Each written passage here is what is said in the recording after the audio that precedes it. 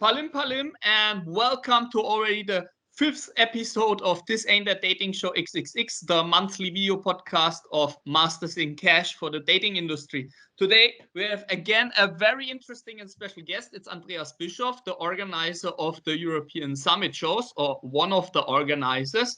A lot of things are changing in the industry. A lot of shows are coming and going, but this guy is running a top-notch show since 12 years that is growing and growing and growing.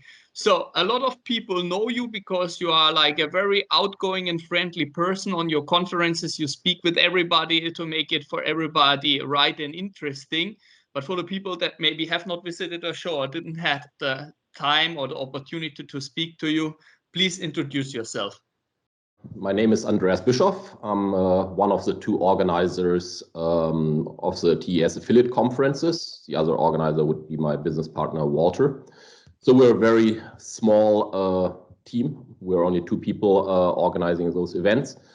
And that's maybe also why our conference have a little bit more of a family feeling to them, because again, we're a small team and all our clients have access to us. So yeah, we see it as like a big family reunion.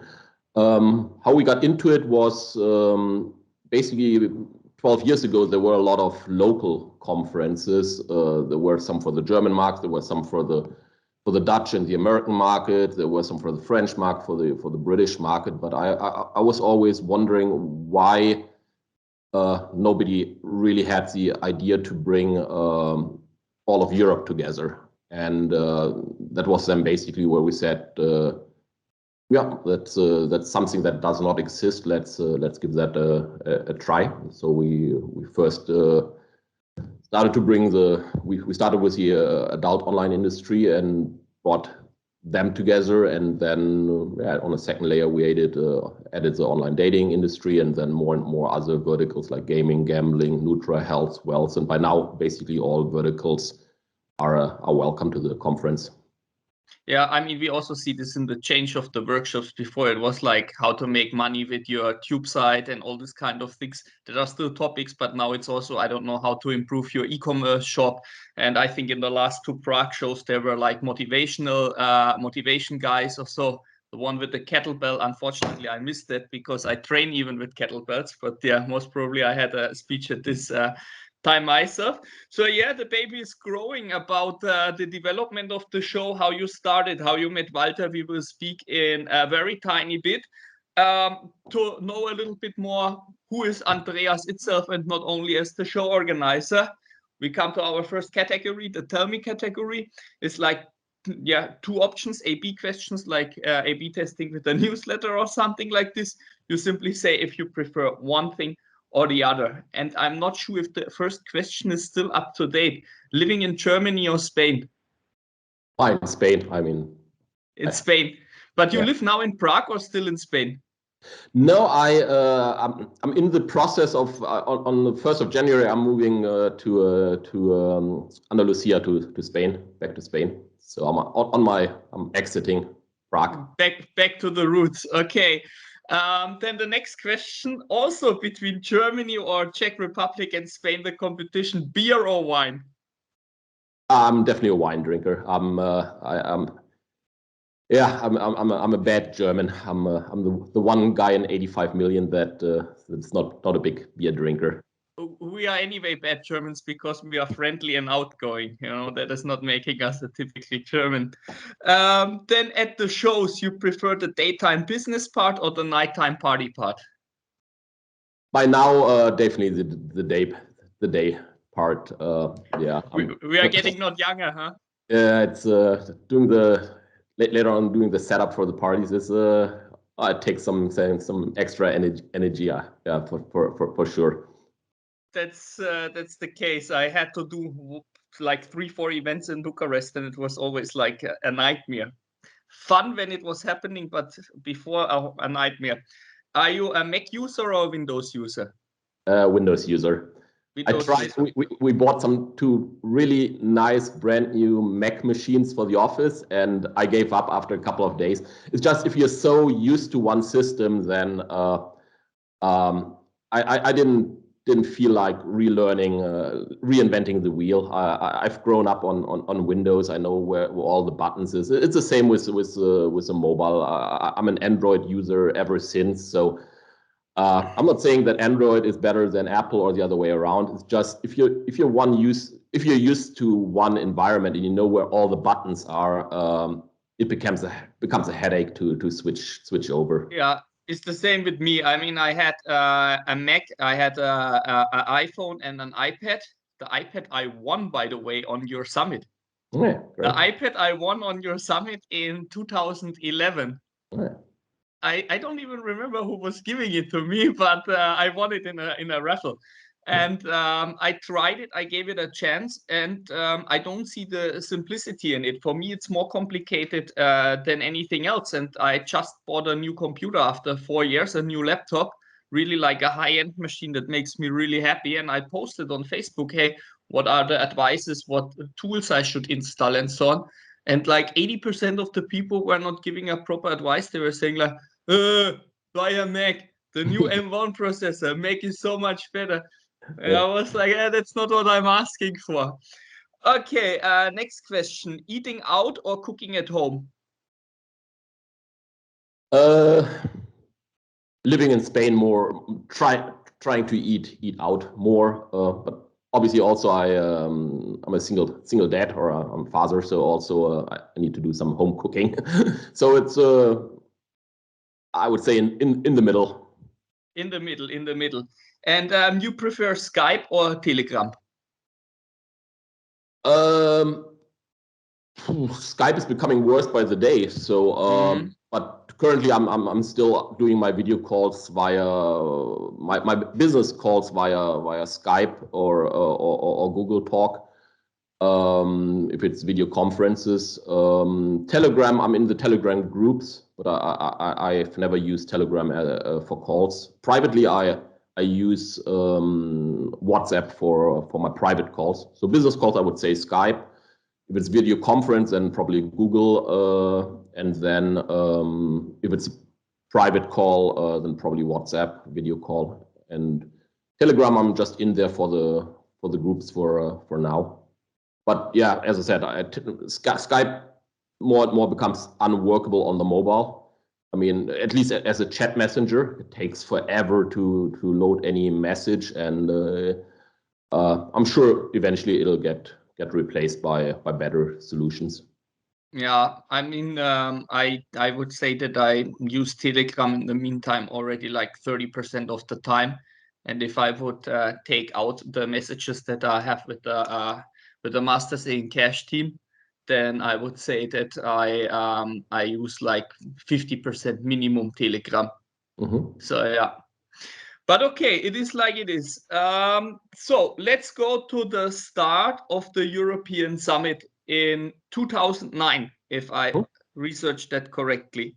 Oksana, that had the podcast the last time, and me, we were both at the European Summit in 2010 in Barcelona for the first time. It was both the start of us. We were there like virgins before they lose their virginity in front of a whorehouse, like what will happen there. But it was very nice, and the show will always have like a place in our heart.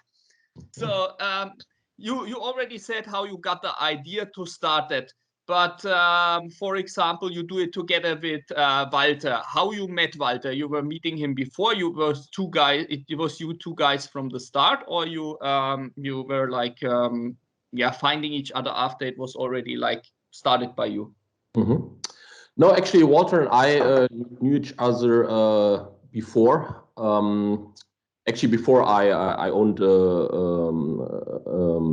actually, at the very beginning, we were a German cam platform came on the market for sale, and me and two former colleagues were thinking about buying that cam platform, and for that we would have needed an investor. And so one of my former business partners knew Walter, and Walter had some connections to some potential investors. So that's how I got to know him. And Yeah, after that we just stayed in touch, went out for a beer once in a while, had a fun drink together, just hanging out in Barcelona together.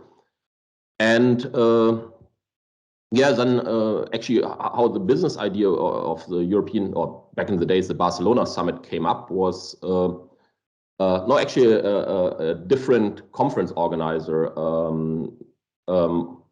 contacted me and said, oh, you know all those people from all over Europe, no? Because of my former job as an affiliate manager. And that, yeah, I know people from, I was responsible for the German-speaking market, so I knew all the German, Swiss, Austrian affiliates, and then they promoted me to the affiliate manager for Eastern Europe, so I knew all the Eastern European affiliates.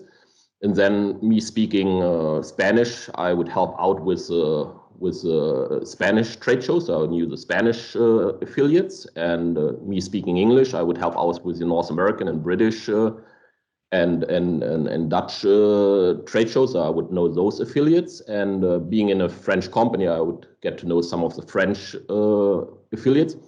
And so I was in a very unique position that I didn't realize that I knew people from everywhere. And I was always thinking, why are there like German webmaster meetings, French webmaster meetings, British webmaster meetings? Why is there nobody bringing all those people together? And I didn't really understand that I was one of the few people that back then had such a network. I mean, nowadays everyone has that network because of the summit. So everyone now knows affiliates in Romania, in Colombia, in the US, in everywhere. But that's partly because of what we accomplished. So anyhow, yeah, a conference organizer contact me and say, hey, you have this this network. Why don't we do something together? I bring in the conference, and you bring in the international people. And so we basically already had an heading agreement. And yeah, but then after a couple of weeks, I received an email, and he wanted to one-sidedly change the deal. And I absolutely didn't like that. And yeah, then I got really, really angry and thought, okay, I have the international network. How difficult can it be to rent a hotel and bring in some catering? What if I tried myself? And then I went to some conferences beginning of 2009 to Internext, Expis, and Phoenix Forum. And I just asked the people there, would you be interested in a real pan-European conference? And everyone said, yeah, of course. But first question, who are you? And B, why do you think that you get it done and other people don't? And I just said, yeah, look, I don't know. I just go on Google and enter Sexo for Spanish, and then I look which websites come up there, and those people I contact, and I get the Spanish people, and then I do the same in Italian and in Italy, and whoever is on the first pages of Google for local traffic, I'm sure is relevant to the industry. And but also being an affiliate manager and already knowing all those people, as I said, I had a good network. And yeah, then I just said, yeah, I'll do it. I'll give it a try. And yeah, that was June 2009 in Barcelona. And that was the very first show you did, June 2009. First one, June 2009. So Oksana and me, we went to the second summit that ever happened. Probably, yeah. Mm-hmm. Yeah. And then, yeah, there we had probably 250, 300 people, of which pretty much all of them were my personal contacts. So I knew everyone by first name, basically. I knew exactly what everyone was doing.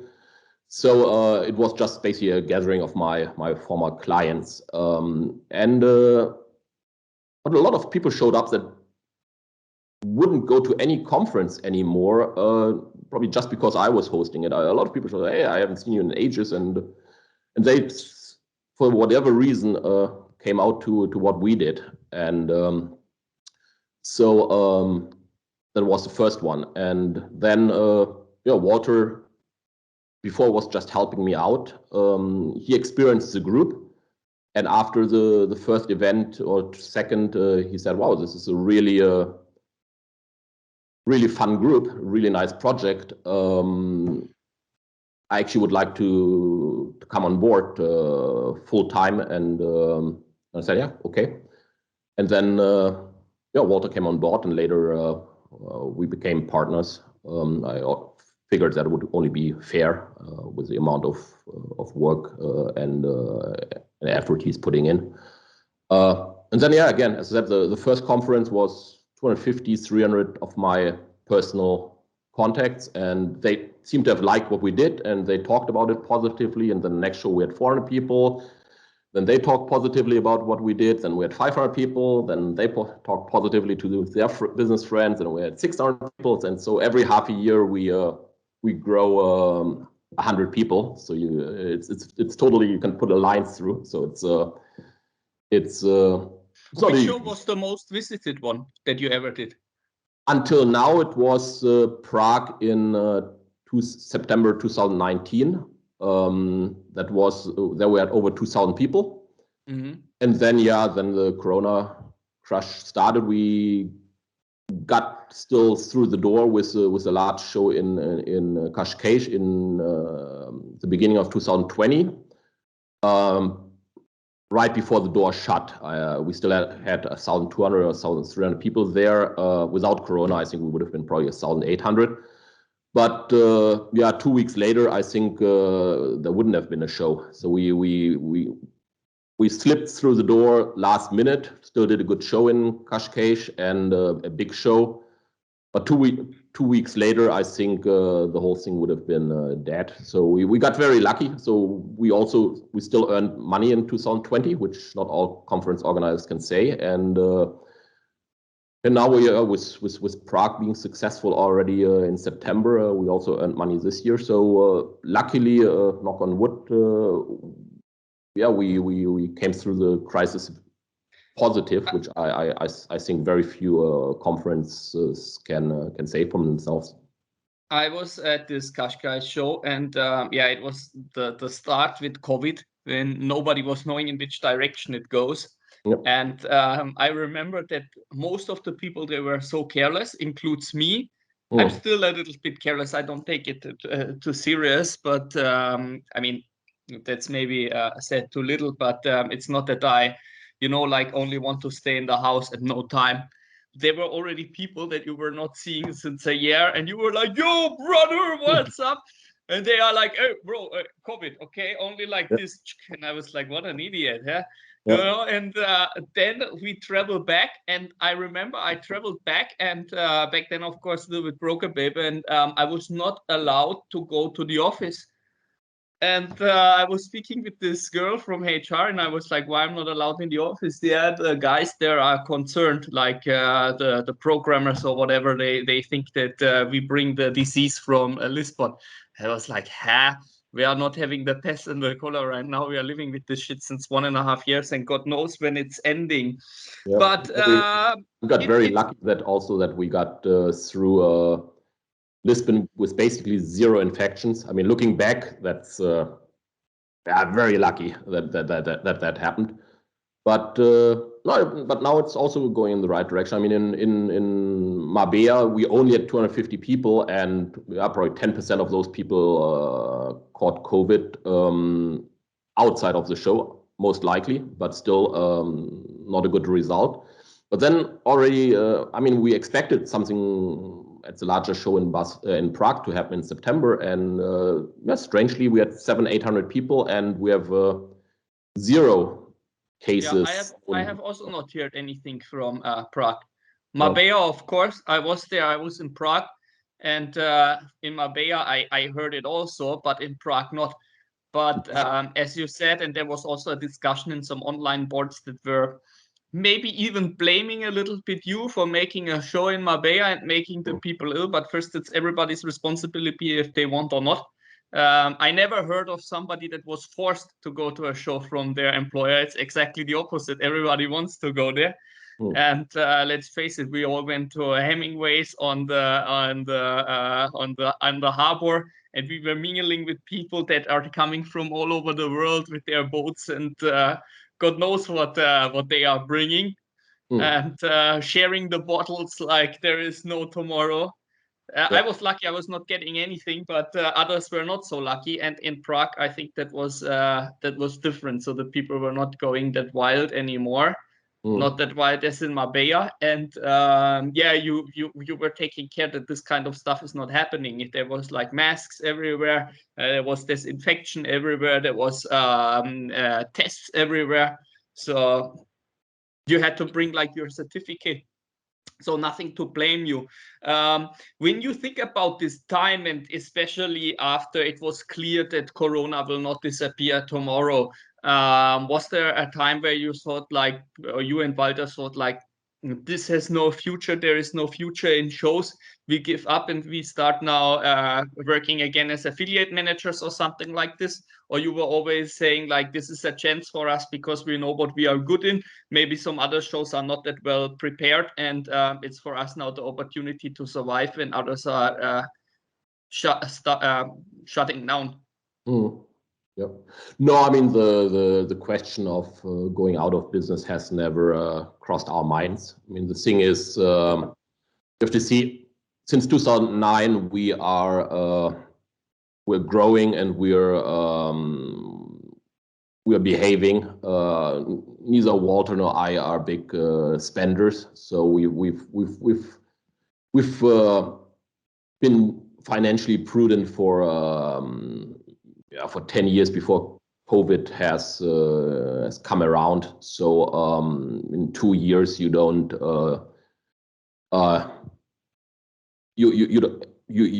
I mean, you wouldn't destroy what you've built over 10 years in just 2 years. So we had some good backing in. So but also, as I said, we were earning money in 2020 still due to Kashkash, and we still earned money in 2021 due to Prague. So the good thing is that it never really came to that we would have to even touch the funds that we built up over the past 10 years. So no, for us, honestly speaking, I think we could sit out Corona another 5 years without even sweating it. The company is financially very, very, very, very stable. So for us, what you said before, I mean, the longer Corona goes on, probably the better it would position us, because I don't know if everyone can just wait out 5 years or 6 years or longer.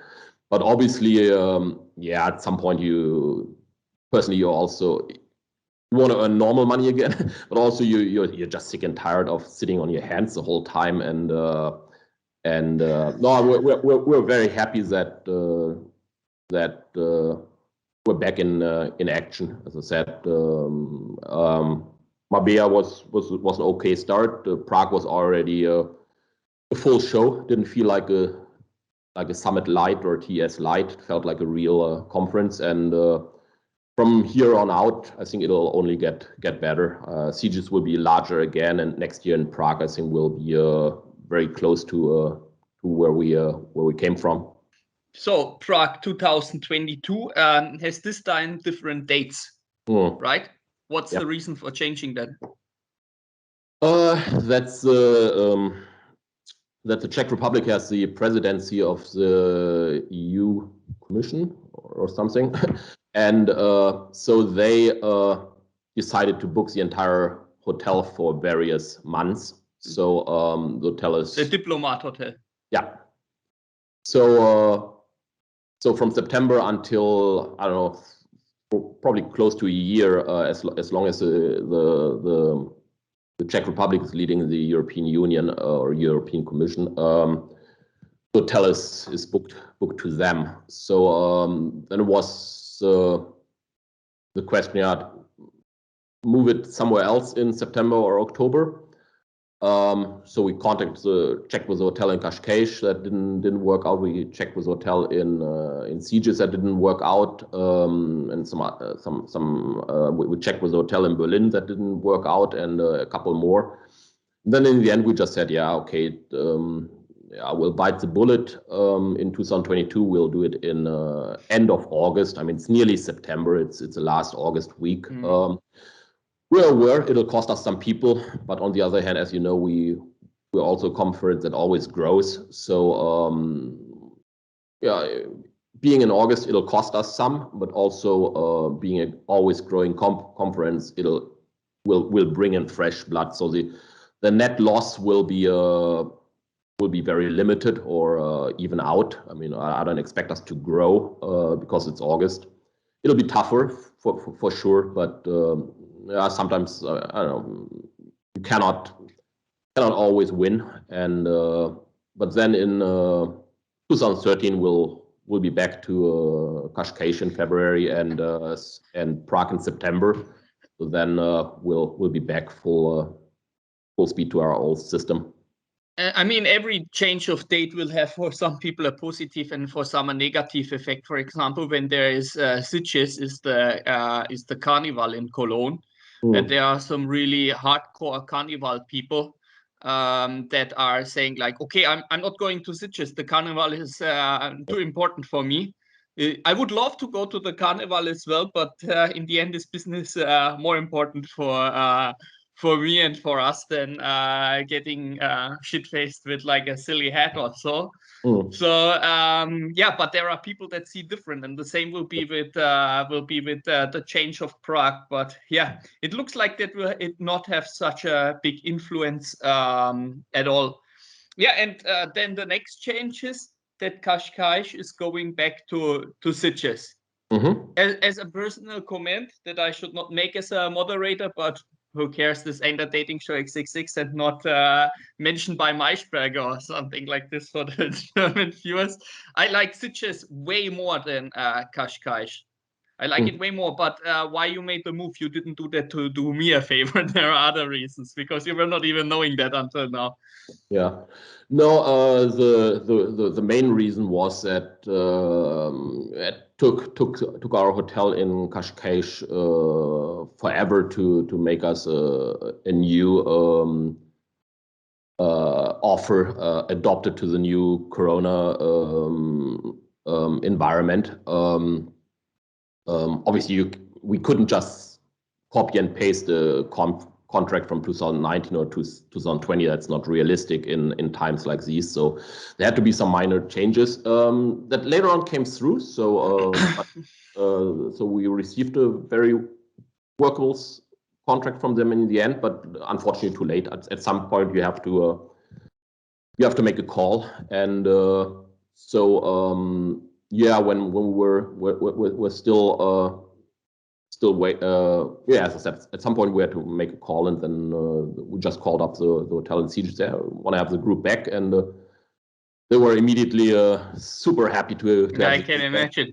They were yeah, so they were over the top to get us back, and yeah, then we thought, yeah, I mean, in a normal year, obviously the hotel in Sitges would be way too small for where we are now. But in a Corona year, I think they could be a good fit for 1 year. We said, yeah, and then also we were under the misimpression, Walter and we thought that people would like our Sitges shows a lot better than our Kashkash shows, but then I did a little survey on my Facebook page, and there actually more people said that they preferred Kashkash over Sitges, which came as a surprise to Walter and me. So there was a misjudgment on our side, but a learning experience. But I'm sure once people are in Sitges, they will enjoy it very much. We'll have yeah. Very nice. Definitely. And will there be like a night program again, or is it too early for that? It's actually something that I've been talking to Walter the last days and also this morning, since I also got a sponsorship request for a party. I personally, I'm pretty much that's my personal decision. Has nothing to do with the business. I'm pretty much done with worrying about COVID. But one of the things that personally I'm still not fine with is going into indoor clubs. I go to restaurants. I go to outdoor events. I go everywhere. I don't worry about it. But one thing that I, for myself, decide not to do at the moment, I don't think clubbing is already necessary. So from our side, I think that we will not host any official parties indoors. But if someone wants to set something up on their own, it's fine. Then we'll mention it. But what we were thinking about doing is replace that with we'll have every evening a new event that's we'll probably call something like dinner and drinks, which, if you remember, we've done that for 5 years. There used to be an event called Lunch and Launch, which was across the street, and it was done always by Cool Mobile. I remember that. Yeah, that was always the best event, in my opinion. It was really big fun. They always had these spring onions that are like that you get very messy. Very good. Calzottada. And so we thought we will replicate that and do every evening such an event across the street. So it's outdoors and I think a very nice event with a DJ, and you can be outdoors, so you don't have to be inside a club. And then during the night, I think we'll open on the terrace of the hotel a night bar, so that people again can drink as long as they like, but again outside, outdoors. And then for the people who want to go into town and go clubbing, they'll find it. I mean, it's only two streets away, so to the left, and then the second street to the left, and you're where all the clubs are. Question also being what will be open at that time. I mean, clubs in Spain have only opened very recently, so question is also, again, nobody knows how the situation it's a few months more until this is happening. So let's see what are the rules there. Maybe we have like a magic pill that eliminates all the problems. Maybe we have an Epsilon variation that will ground our ass in the hotel room. We will see, but I'm sure that it will be like with the concept that you made a very good event, because I really enjoyed it back then too. And it was there were maybe more crazy parties at night, but the mix of networking and fun was very good, especially because you have this food, so nobody is leaving to eat somewhere else. You stay there. It was open bar. It was really nice. I made there very good deals, and I'm really looking forward to this. You said you made a poll, and the poll was saying Qashqai is preferred over Sitges from a lot of people. Now you learned your lessons maybe about that, and you made the poll a little bit earlier. And it says about a summit in Palma, and everybody wants that. I voted for Palma as well. I think Qashqai was the other option, but it's Palma. What is this? It's what is this vote about, or this poll about? Yeah, I mean, the idea is the main idea for us is I think we should have 2 spring event hotels always, and we should have 2 fall event hotels always, just for personal security. Like now, if we would have a second September hotel that we are currently working with, the move would have been very simple to say, okay, then we don't do Prague in August, we do the backup in September. The same in the spring.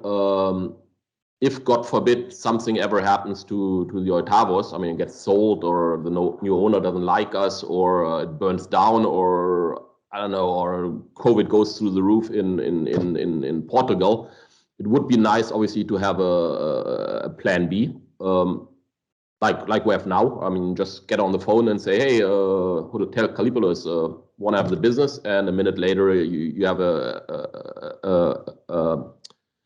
new hotel, and you can sleep well. So it's I think it's for us it's a life insurance. For our attendees also, I think it would be just more, keep things more more fresh if we would say, for example, Cascais, Mallorca, Cascais, Mallorca, or we would say Cascais, Mallorca, Cascais, Sitges, Cascais, Mallorca, Cascais, Sitges, or we would say Cascais, Mallorca, Sitges, Cascais, Mallorca, Sitges.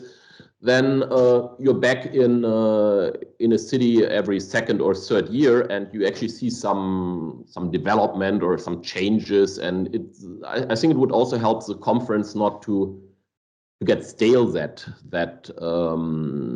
quickly. Like, for example, the Phoenix Forum always has been the show out there, the best show with the best setup, full stop.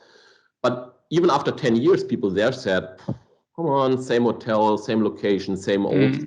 So people after 10 years started to say, yeah, I mean, you see, you can have the best and the perfect, but sometimes the second best is better just by being different. If you everything in life gets that's why people are cheating. If they have the nicest woman at home, you know, sometimes you see like soccer players or so, they have like really beautiful wife, and then they have like an affair with somebody that is maybe not that hot. But why? Because they are married with this woman since 10 years, and they say like, okay, we need something fresh, but Palma is not like the ugly fangirl or something like this, that you went too drunk. You maybe leave it drunk because it's Mallorca in the end of the day, but it's definitely a nice location. In the beginning, it was starting as a very adult-focused show. And with adult, I mean really adult, like as you had your background in this affiliate management of this campsite. And then it adult dating. And that was also when I was joining in 2010 without understanding anything. And then it became more and more a development into other verticals. And you see always like a hype of different verticals. After adult dating came the mobile business, and everything was sponsored by the mobile guys. Then mobile went down, and then out of a sudden you see a big impact on video chat. So out of a sudden, I don't know, 20-30% of the attendees were from the video chat industry, also the studios and so on. Now, when you look at it, you see a lot of casino, financial, verticals, sweepstakes. In which direction is it going? Where you see like a big increase in verticals, and there is also coming up something that is OnAdCo. I made my notes here. For what is this standing, and which vertical it's affecting most? Yeah, basically, it's like an onion. As I said, if you want to do black and white in very stupid society terms, then probably you would say adult is probably on the dark gray area, and then I don't know, eBay and Amazon are the white ones, whatever. So e-commerce wise, so we started on the one side, and then yeah, naturally dating was another vertical that fitted well, and then gaming, gambling, and then Nutra, and so we move more and more into the center of the spectrum. Yeah, by now you have a little bit people from all types of walks of life. The only thing is, obviously, we will always have a large part of adult dating and adult in our conferences. That's just where we come from and where we are, and full stop. And that also leaves us with a certain border that we cannot cross. So I would not say that Amazon would sponsor our conference because next to Pussy Cash. Exactly, that's the whole thing. So the real mainstream brands, we are very limited to. If it comes to the real e-commerce household brands, we will never be able to attract them to TES. So that's just, you just have to be realistic. But also to see it from the other side, if you dilute the high risk people, they're happy if they see a couple of other faces in between. It's quite good for them, and also keeps the brain and working and the mind open. But also, I don't think they would be too happy if we would become too mixed. At the moment, it's quite easy to find people that work in the same field and that's quite productive. So if it's too mixed, then I think also, if you have someone with an adult dating site and someone with an insurance company, what do they talk to each other? It's not really productive. So. But that's when we said, okay, the certain mainstream people that will never join us because of where we come from. But then we also thought, but maybe also those people would rather like to do business in a nice way, because the alternative is that you go to a conference in some boring ballroom or expo center without windows, without daylight, where you're stuck in there for 2 days without air, where you have to wear a suit and a tie, and it's just painful. And we just thought, maybe also those people would rather like to do business in a nice way, sitting in an armchair in daylight with fresh air and a cocktail in the hand. I mean, business doesn't have to be painful. I mean, you can stand on your feet and have a lukewarm coffee for €5 in your hand, or you can, with us, sit in an armchair and breathe fresh air and have a free cocktail in your hand. It's both ways of doing business, and I think even the mainstream people would appreciate, once they learn that there's a different way of doing business, that they would appreciate it. Because I know there's a mainstream guy that I invited to speak, and he spoke, and then later at the show he came up to me and said, if I would have known that this conference not really that much about mainstream, I would not have agreed to speak here. I'm like, okay, point taken. But then at the end of the show, he said, I don't have any business here, but I'll come back to your shows because they're just so great. So even though he's a pure mainstream affiliate, he comes to all our shows just because he thinks the concept is so much better than the next thing in mainstream. And I know it for myself. I mean, I went to a mainstream affiliate conference in Berlin once, and I came in there and like, I'll pick up a lot of sponsors now. And then I went to the first booth, and some guys were there standing in their suits, and I just wanted a business card. And so I fought my way through them, got my business card. I'm like, I'm a winner. I got my business card. And then I looked up and I'm like, there are now another 200 booths that look exactly the same, and that's my life for the next 3 days. Can someone please come and shoot me now? And after 5 minutes of being there, all my energy was drained. I mean, those expos, personally, I think I find them quite. I mean, they have their thing, but I just find them quite. I mean, these expos, they are like, for me speaking now for the traffic and offer side, like very good to make deals during the day and party during the night. But during the day, it's really 100% business. Maybe at 4 o'clock you find somebody outside that will have a beer with you, but it's not the same vibe. Yeah. It's not making the shows worse, so they are like very successful for business, but from the atmosphere, it's really something completely different. So with this OnAdCo, actually, when I was at that show, everyone, we have people who are morning people, day people, evening people. Obviously, some people work on the weekend, some people work during the week. But when I was at that conference that I mentioned, I actually had the opposite comment.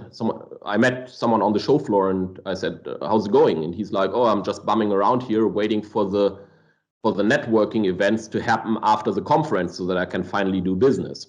So that person specifically wasn't doing much during the expo. He was specifically waiting for the smaller networking events after the conference at the bar, where he thought that he would be doing all his business. And so that's basically a little bit what we do. I mean, we just take this networking that usually only happens during the evening hours, and we just say, if that's the more effective part, why shouldn't we just do it 48 hours in a row? And where will this event happen and when? On OnAdCo, it's not quite clear yet. Probably in the spring of 2023. We were thinking about doing it in Prague in August, but then we thought, yeah, August is just not a good time to launch a new project. So we might launch it in Cascais in February 2023, or the very latest, probably the best is probably to launch it in September 2023 in Prague.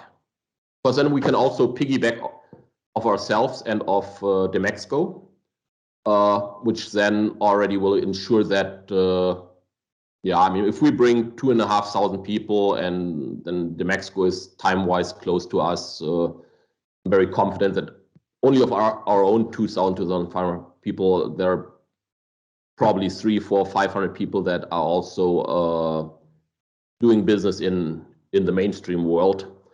So that then would already give us a... For sure. I mean, look at all the networks. When I walk around the show floor at the summit, I would say when you look only at the adult business, the industry that is still dominating with the most booths are like dating related. And from this exhibition, as half are advertisers like us, and the other half are networks. And I think there are like maybe 2-3 networks on the market that are bigger ones that are focusing only on dating. And it's usually that they are like, I don't know, like the sales vehicle of a dating advertiser that don't want to deal with this shit on their own. And the rest is having literally everything. When I for 7 years I had with Broker Babe the adult business, but also with Gleis I had the mainstream thing. So depending on who I was meeting, I was pulling out a different business card, but it was going in the same pot in the end of the day. And I'm sure this is happening as well. So this show is something for the not too far future, 1.5 years. So let's speak about the one that is happening now, Sitges. Why somebody from the dating industry, because this is the show about, should book their spot to Sitges, their ticket? I mean, honestly speaking, I think we're the largest conference for the online dating industry in the world. I mean, at least if you go into the casual and adult dating, I couldn't think of anyone comparably large than we are. I mean, apart from the pure mainstream brands like the Match.coms, the Meetix, the Tinders, those are not there. But for the rest, I think I couldn't think of any place with more online dating brands present than we are worldwide. And then most of those dating sites and networks related to that are still heavily focused on media buyers and affiliates. And yeah, we are still probably one of the conference that attracts more real affiliates and media buyers than others. One of the reasons being that we started back in the days the whole free for affiliates thing. So there's not really any barrier for an affiliate not to attend our conferences. And we will put your contact details or a contact detail of you also in the link here or in the description in this YouTube video. So if somebody is still interested in a sponsorship or in a speaker slot, they can contact you for Sitges. There are still some options available. When it comes to exhibition space, basically we're sold out for February. Congratulations. Yeah, thank you. We're keeping a waiting list. So with COVID, you never know. I'm sure 1, 2, 3 might still drop out. That the country suddenly goes on the red list and they cannot come. So we're currently putting people on the waiting list for exhibition spots. For sponsorships, there are still a few last ones available. Also, there we're doing pretty well. And yeah, for attendees, I think I'll send a mail out next week to people. It would also make sense to rather register earlier than later this time, because I think for now we want to probably only give out 1,000 entrance tickets to comply a little bit with the Corona measures, social distancing, etc. So it would make sense for people to rather this time register earlier to be sure that they get in.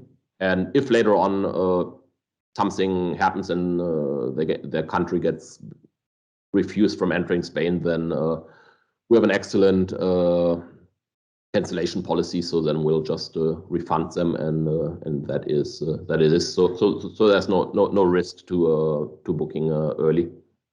Okay, and I think I will speak as well. So if somebody wants to speak, they can contact you. Usually we make like a dating or a fetish panel. That's always big fun. Mm-hmm.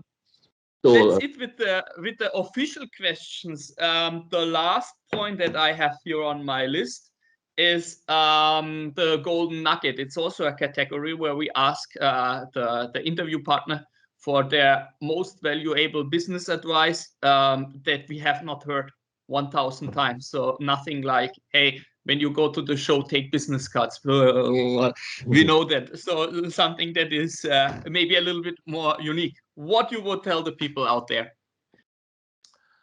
I don't know. I think the thing that worked for me in the past is, I don't know, I wouldn't consider myself a good salesperson by the books, because books are what you find as advice in the books is more to be very pushy and to sell people things that they don't want.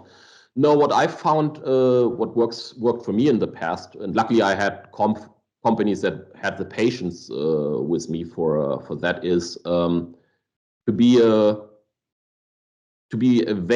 there when people want you. To see what I did when I was an affiliate manager. I would call up programs and I would say, hey, you want to switch to us? They would say no, and that was the end of the call. And I would say, okay, then I'll call you back in a month. And so a month later, I would give them a call. Hey, want to do business together? And they would say no. And that was the end of the conversation. I didn't try to push them into anything. And then, yeah, maybe after a couple of months or years, people would just, I call up and say, oh yeah, now one of our providers just disappeared and we need a replacement. Here's our business. And so I always found it to make sure that you're there when people have business to give to you. But the whole thing, yeah, to go in there and to try to sell something to someone who doesn't really have a need. I don't know. I never found that a good sales strategy. I also I don't know. Suddenly I wake up and I have a new washing machine in my kitchen that I didn't want, and I don't know. It doesn't make me happy. I mean, yeah, you could say, yeah, great sales guy. He sold you a washing machine that he didn't want, but I'm not going back to that shop for sure. So the whole pressuring people into things, I don't know. I once had someone sent me a mail and said, "Oh, finally we finished our stuff. Sorry that it took so long. Now we want to do business with you." And I'm like, "Sorry, no insult, but where do we know each other from?" He said, "Oh yeah, like 5 years ago we met at a trade show, and you were so nice, and yeah, now 5 years later we finally got our act together, and now we want to do business with you." So I converted a guy five years later. And lucky again, as I said, I've always had companies that gave me the time. You see, I find this terrible, like the very American thing where you say, oh, you have to make X this quarter, and next quarter you have to make 2X, and the third quarter you have to make 3X, and every quarter you have to get more and more. And I don't know, then people come up with all kind of interesting strategies to get those sales. And of course, if a company is cash strapped and they really need those monies, then salespeople have to maybe follow that lead and that strategy from the company. But overall, I don't know. I just think people like to do business with us because we're not that pushy. And I always also say, try to think that you're on the other side of the table. I mean, it's not just. Before I had two business partners, they were American, and I think for them a good deal was when you have 51% and the other guy had 49%, then it was a good deal. That's, I think, a good deal. For me, I always thought a good deal for me is if you have 51% and I have 49%, it is a good deal, because the thing is, then now 99% of our sponsorship sales are just the same as every year. Yeah, the same as every year. It's because the people always think, oh, he treats me a little too good. But then also the good thing is, if something goes wrong, then people will tell me, but they'll also say, oh, he's been treating me nice, good he has always given me a good deal over the last 10 years. Now he screwed up once. He got the doubt and he got the benefit for it. So if I would have made sure always to get 51% out of each deal and I screw up, then people obviously would be very mad at me, because they say, yeah, I mean, you take a big chunk and you're not performing. Then just by making sure that people have a little too much, you can screw up and people are still happy with you. That was not only a golden nugget, this is an entire gold mine that you are sharing now here. And I will take one of these parts, the one with the 5149. I really like that, and have then directly our sentence that is announcing that we are having this interview. That's 1 hour, Andreas, unbelievable. The longest podcast we ever had. We are making history here. Okay. So thank you very much for taking the time this morning to speak and share about your experiences as an event organizer and to learn what is all coming up. I'm really looking forward to be in Sitges again with whatever event, with whatever speakers, but I'm sure that it's a blast. So thank you very much. Have a great day. And Andreas, good luck for your move. Okay, thank you. Thank you very much for having me. And see you in 4 months. See you in 4 months. Bye. 3 months. Yeah, 3 months. This is published in 1 month. Ciao. Okay, ciao.